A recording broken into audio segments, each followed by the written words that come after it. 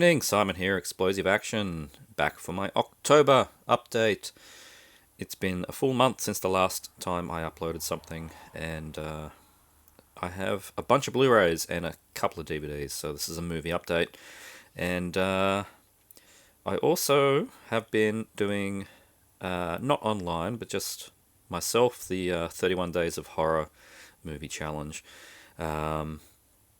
By which, I don't know if there's actually an official challenge or anything, but I've just been making myself watch a horror movie every night in October, rather than other genres, rather than TV, and it's been pretty random what I've been picking, and I've been cataloguing it, so I intend in the first couple of days of November to do a video of the 31 films that I watched over October, so look out for that one. Anyway, this is the update, so let's go. Start with the DVDs. These ones are all from charity shops. I picked up Mortal Thoughts, Demi Moore and Glenn Headley. I don't know who that is. Bruce Willis is sort of what made me look at this one, and Harvey Keitel. I don't know anything about it. It was just an interesting looking thriller kind of thing, and it was like $1. So I figured, I'll pick it up, see if it's any good. Mortal Thoughts. Really not sure what that's going to be like. Same as this, God knows. This just was the strangest thing I've found in a charity shop in a while. Free Enterprise from William Shatner. So this is some kind of I think it's like Fanboys, that kind of movie, but Trek. And it's got Shatner playing himself, but as a prick. And I don't know much about it, but it was interesting enough that I would pick it up for $1. I'm trying to get that sticker off the front, but it does not want to budge. Anyway, if anyone's seen Free Enterprise, please let me know if it's any good. This was a very interesting find in a record store, actually. Chicken and Duck Talk, Hong Kong comedy, in a little slipcase thing from Hui's Film Production Company, who I don't know. But this is meant to be quite a classic Hong Kong comedy. About a Chinese restaurant and trying to survive under attacks from a fried chicken restaurant. So I've heard it's quite funny, and I think there's actually a few in the series. But I paid $5 for this, and it's just, I'm always consistently surprised when I go to a record store and find a slipcased Hong Kong Region 3 DVD, and it's just constantly amusing to me. So that's awesome. Chicken and Duck Talk. And from another shop also in the city, I found Tiger on the Beat, Chow Yun Fat, the Hong Kong Legends UK edition. We didn't get an Australian one for this. A nice upgrade from I think it was a Mi R disc I think I had that was non-anamorphic. This is anamorphic and looks really good, so happy to upgrade this one. Tiger on the Beat, good action. On to the Blu-rays. That's all there was for DVDs this time. Thankfully, now we finally have both Addams Family films. Yes, there's a third, but I don't count it. There is only two. Addams Family and Addams Family Values on Blu-ray. I don't know why it took them 20 years to put the second film on Blu-ray, but here we are. Haven't checked the transfers out. I know these films backwards, but it was just a cheap upgrade from Amazon. It's like $12 or something, so happy to get that one. Willow. I'm a fan of Willow. I liked this as I was growing up. It feels sort of Star Wars and Endery crossed with, Lord of the Rings kind of fantasy. And not surprising, seeing it's got half the same people, and it's the same effects people and the same everything. Same Lucasfilm. I had the steelbook of this. I sold that for a large sum of money, and then I picked up this for the price of a coffee. So I call that a win. Willow, back in circulation again. Wake of Death, Van Damme on Blu-ray. There's been a German Blu-ray before this, and now we have an Australian one. I haven't popped it in yet. Somebody did tell me that the transfer was awful, but no. There you go. I paid less than a tenner for it, so we'll see. It's usually a bit of a giveaway when the only disc in the world prior to what you're getting was a German one. If there's nothing else, then maybe the masters out there aren't that great. Not always the case, but sometimes. Another upgrade from the charity shop, Escape from LA. Nowhere near as good as the first film, but it's just sort of it's almost like the piss take of Escape from New York, and it's basically like that. I still like it, and upgrading the DVD for $3 whole, I'll take that. Fantastic miniseries from HBO, Chernobyl. If you've not seen it, you need to see it. They're movie-length episodes, basically, so it's not really TV. They just happen to be a bunch of movies connected, if you really want to look at it that way. Um, Riveting stuff, and I know that seeing as a lot of it was based on the reality of the incident in Russia, it's really quite dark. And if you like things like Cold War and espionage and that kind of stuff, then you'll find a lot of things in this. So, yeah, definitely recommend Chernobyl. The latest Jarhead movie. This is number 4 now. Law of Return. I think we're getting an Australian DVD, but when I start a Blu-ray series, I'm going to keep it Blu-ray. So this is the American one with a nice slipcover. Haven't checked it out yet, but that leads me to my next point. So I said in October I was doing the 31 Days of Horror. I'm intending, hopefully this will work out, in November to do Warvember, and I'm going to watch only modern war films, and this will be that kind of thing. So we'll see how we go with Warvember. Hopefully I can pull that off. I've got enough films to do it. There is that many, and I'm going to actually be sticking, hopefully, to some franchises, so all the Jarheads should make an appearance if I make that thing happen. My Samurai, I didn't hear a thing about this until it was announced, but it has Mako in it, so that really piqued my interest. Mako, they're holding the gun. So I'm not sure what year this is. 80-something, surely.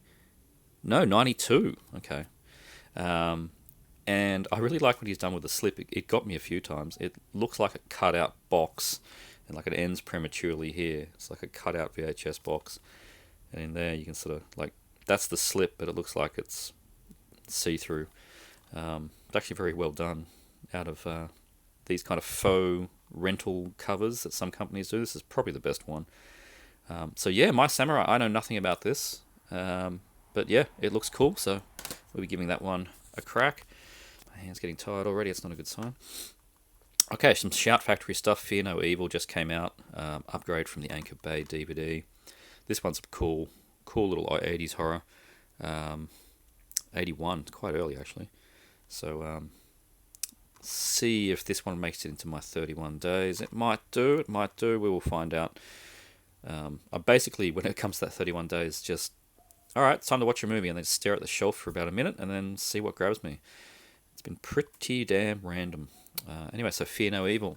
Happy to get that on an upgrade. Superstition's one I never saw. I never had the Anchor Bay. I don't know anything about this film, to be honest. Superstition. I know it's well recommended, and people were excited when the Blu-ray came out from 1982. So I guess, I will check it out. Directed by James Robinson. Yeah, Superstition. Don't know much to say about that one.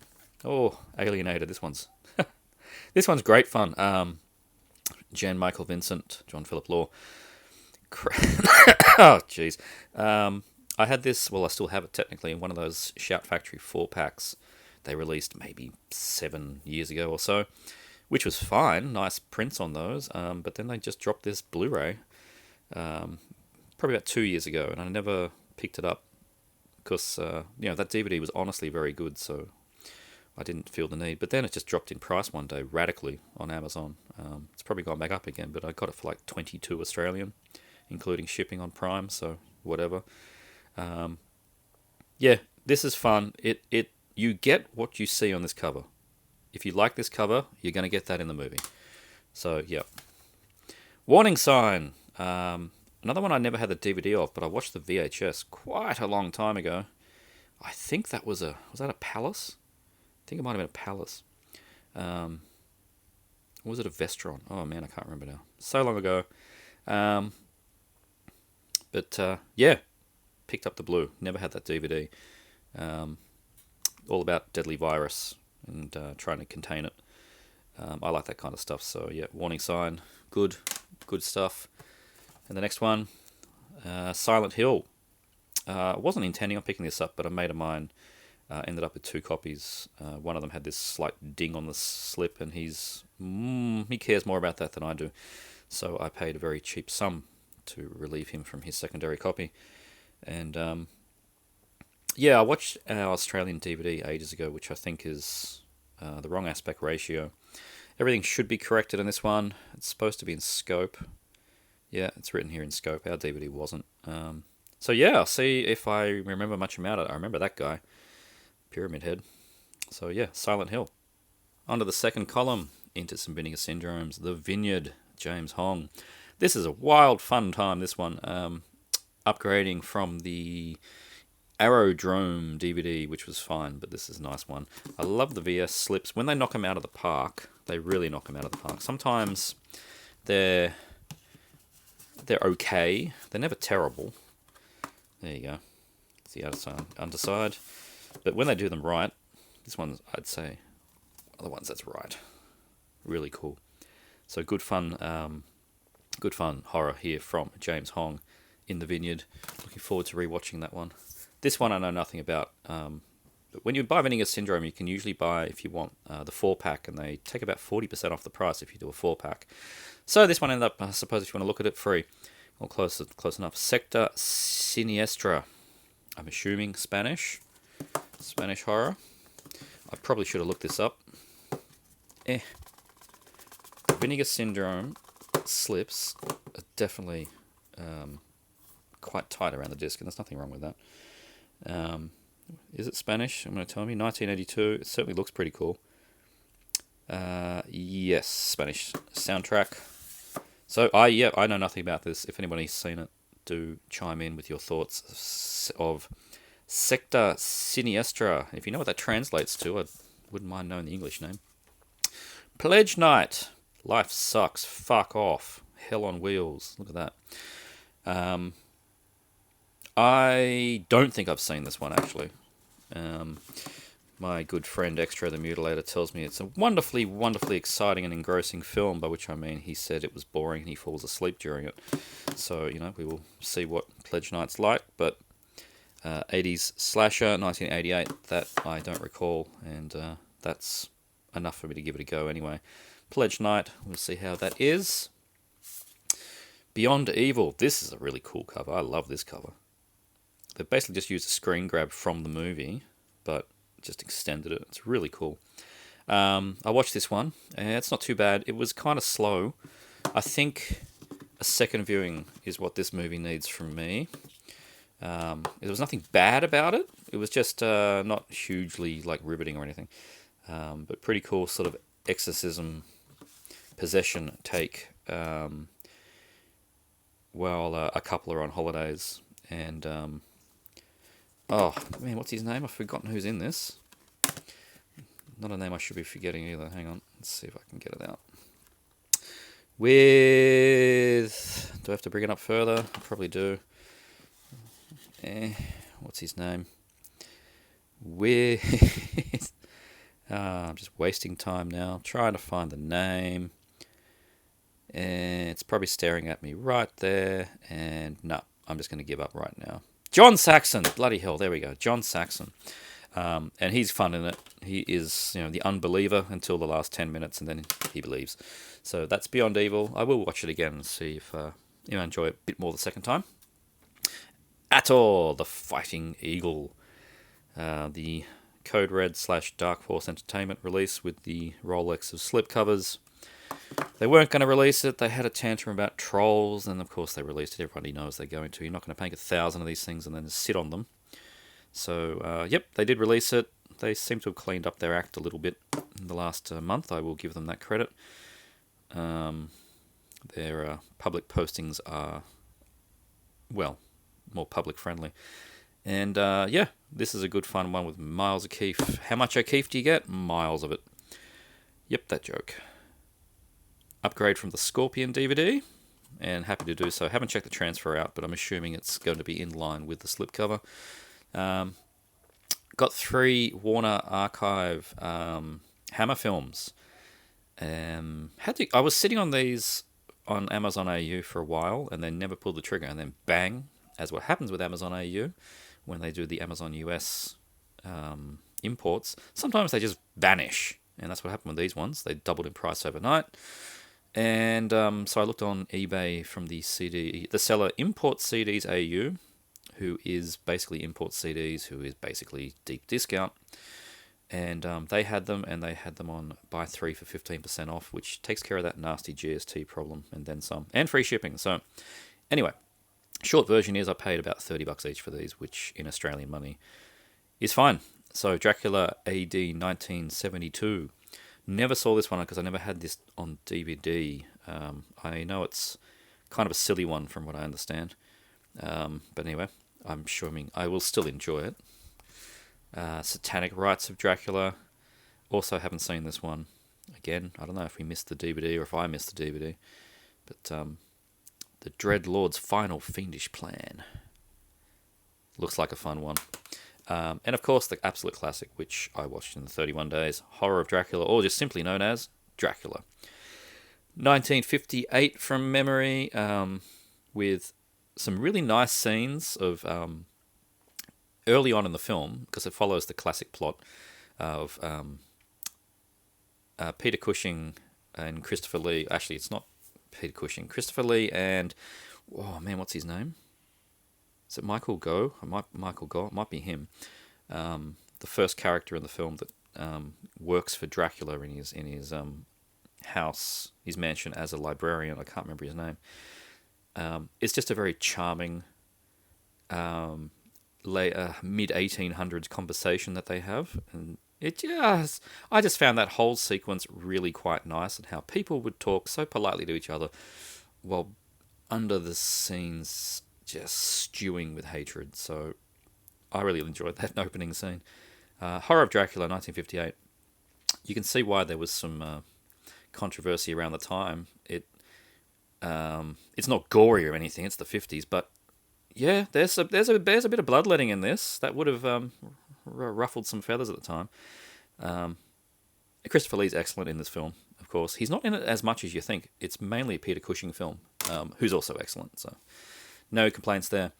3 films with Sammo Hung. This is the Eureka latest box from them. Eastern Condors, which is classic. And 2 that I've never actually got around to, Iron Fisted Monk and Magnificent Butcher. Even though I do have the Hong Kong Legends DVDs. So you get the 3 discs separate. It's actually quite a hefty box. Eureka's really good at these things. Packed full of stuff. And it'll be amazing transfers. I know it will. Quite a good price, I think.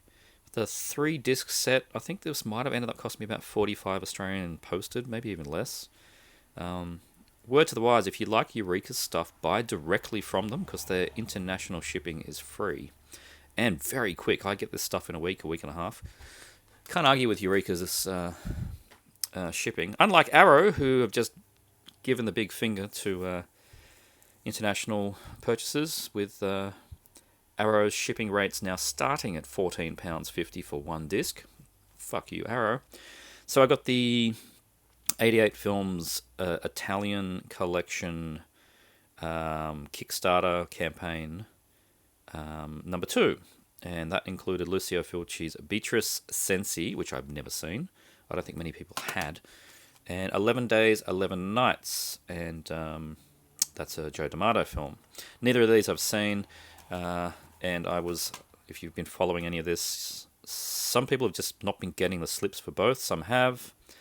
And I was unlucky to not get the slip for Beatrice Cenci. But they've assured me they're all on the way, and they're kicking asses with whoever in manufacturing stuffed up. So anyway, the bottom line is these things are shipping or shipped now. So there you go.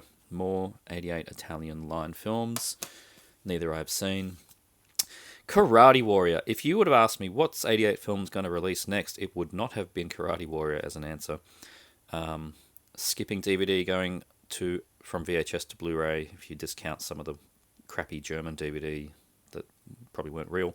Karate Warrior, one of, I think, 6 or 7 Karate Warrior films. So it's the Italian take on Karate Kid kind of stuff, basically, Karate Warrior. And I only watched it once on our Australian VHS, and my tape was chewed up, so it was a very disappointing experience.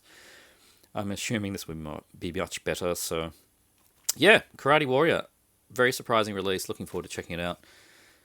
And Pagan Any Horror. One of those ones that people have been clamoring for years, even though the general consensus is it's not a very good film. I know many people like it. I've not chucked it on yet to confirm my opinion. But that classic tale of you wait 20 years for a bus and then two come along at once. 88 released this and Severin dropped theirs like a week later. So there's now two ways of getting this film on Blu-ray. Paganini Horror. Donald Pleasance. I reckon I'm going to enjoy it, so we'll see how we go with that one. On to the Arrows. Trapped Alive. There's Evil Underground. Trapped Alive. Got Cameron Mitchell in this one. And the producer from Hellraiser. What year is this? 88. So there you go. Filmed in 88, but not released till 93. Oh, I didn't realise that. First film to come out of the Wisconsin's now defunct Windsor Lake Studios, who produced Fangoria Films titles. Oh, they produced Mind Warp. That film's a cracker. So we'll hopefully see if Trapped Alive is a cracker, because that Mind Warp's fantastic. That's in top 100 for sure. Yeah, alright, Trapped Alive. Not sure, never seen it. Two in a row from the same director, Doom Asylum. It'll send shivers up your funny bone. Hopefully not too many funny bones. I'm not hugely great on horror comedy. If you thought that Sex and the City 2 was stomach churner, you ain't seen nothing yet. What a opening time. That's amazing. I would not have thought to see that on an Arrow Blu-ray. Anyway, it's because it's got Kristen Davis in it. Of course, there you go. Real actors starting in 80s horror. That's how it should be. Hopefully she gets a kid off, because that's what's supposed to happen. Doom Asylum, and from the same director, Scared Stiff. Both look like fun to me. I'm tempering my expectations to see if they're super fun or average fun. Know very little about either of them. There's a sale going on. I think it's still going on. Arrow's doing it, but like I said, their international shipping is garbage now. But Zavvi are echoing it. So there's like a buy one, get one free on Arrow at Zavvi. And that includes box sets. So you can get a £50 box set times 2. Which is good, because you can mix it up. Like they've got like the Ring box set, and then you could add the Satana box set and basically get one for free. So worth checking out. It's a long running sale. 2 to go. Collar Boss. I watched this one in the 31 days. One of those ones I had on DVD, one of the Australian cheap Magna Pacific DVDs, and just never bothered because the cover was just terrible. Put me right off it. But this is a 90s slasher. It is probably one of the most 90s movies I've ever seen. It makes Scream look like 1982. This was so 90s. Kind of hurt. The opening half hour, it's getting close to pressing that eject button. I've got to be truthful about that. But it got better, and the gore is actually pretty damn good. So, Collar Boss, I'm not going to say I recommend it, but I didn't hate it, and I know Extra did. And the last one for this movie-only update is DEFCON 4. This cover always grabbed me, but we've only ever had this $2 shop VHS rip DVD over here. I think there might have been an Anchor Bay or something else internationally that was better. Ours looked like crap, and I never wanted to watch it because of that, because I had this thought that it was going to be a pretty epic picture, and I didn't want to have it destroyed. But it's a New World Pictures, Roger Corman, Canucksploitation, post-apoc science fiction film. So, yeah, that's DEFCON 4, and I'm looking forward to checking it out. And, well, that's the update. It's been all movies, and I rabbited on for quite some time. So, anyway, hope you all enjoyed. My next video should be a wrap-up of the 31 days of horror movies that I watched. A couple were in this pile. Most were not. Most I just went diving on the shelf and picked out stuff. So that should come in the first week of November. Keep a lookout for that. Thanks for watching. See you next time.